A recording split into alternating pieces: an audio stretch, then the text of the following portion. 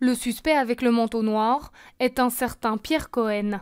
Il est d'accord d'acheter la maison de la victime à condition de lui échanger 150 000 € de grosses coupures contre de petits billets.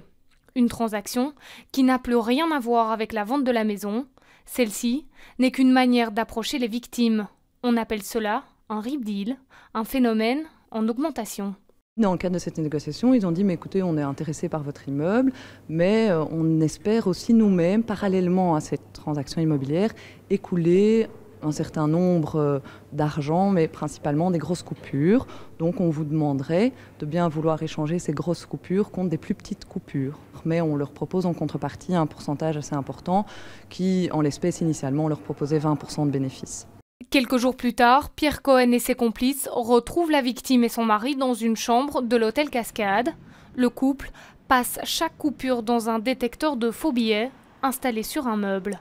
Ils étaient considérés comme des vrais billets. Elle remettait alors cette liasse dans un tiroir du meuble et ainsi de suite jusqu'à ce que la transaction se fasse. Et à la fin de la transaction, elle a récupéré ce qu'elle pensait être les vrais billets dans le tiroir, mais manifestement, ils avaient été changés par quelqu'un qui était très vraisemblablement caché dans ce meuble. La police recherche aujourd'hui ces 3 hommes, Pierre Cohen et ses 2 complices. Cohen parle le néerlandais avec un accent hollandais. L'enquête se poursuivra à l'étranger.